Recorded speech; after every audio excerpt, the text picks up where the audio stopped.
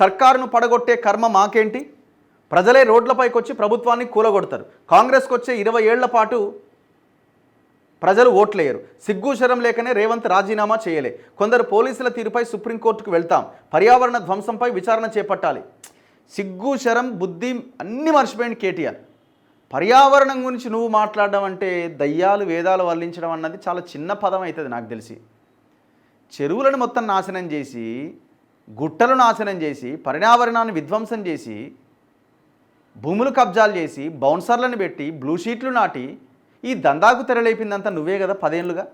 Last 5 ఇయర్స్గానైతే నువ్వు చేసిన అరాచకం అంతా ఇంత కాదు కదా. నీ అరాచకం మూలానే మీ నాయన తలెత్తుకోలేని పరిస్థితిలో ఉన్నాడు కదా ఇవాళ. నువ్వు భూముల గురించి పర్యావరణం గురించి మాట్లాడక నాయన దయచేసి. నీ పార్టీలో ఈ బాధ్యతను వేరే వాళ్ళకి అప్పగించు.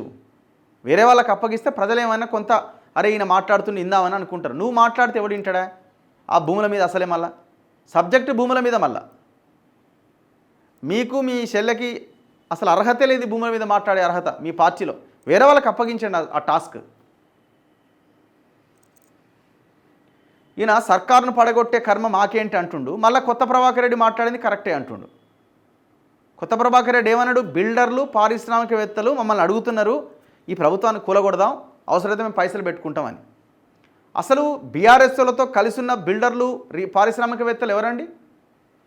వీళ్ళు ఈయన దోషపెడితే బాగా బలంగా బలిసిపోయిన పారిశ్రామికవేత్తలు బిల్డర్లే కదా. వాళ్ళకి అనుకూలంగా ఉన్న పెద్ద మాఫియానే కదా అది. వాళ్ళకి వాళ్ళ నష్టం జరుగుతున్నది.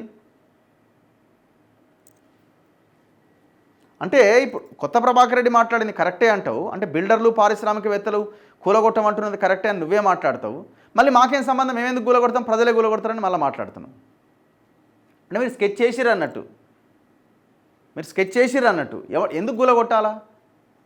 ఒక ప్రభుత్వాన్ని 5 ఏళ్ల పాటు ప్రజలు ఎన్నుకున్నారు. మంచిగా చేయకపోతే ప్రజలే చూసుకుంటారు ఆ ప్రభుత్వం పని.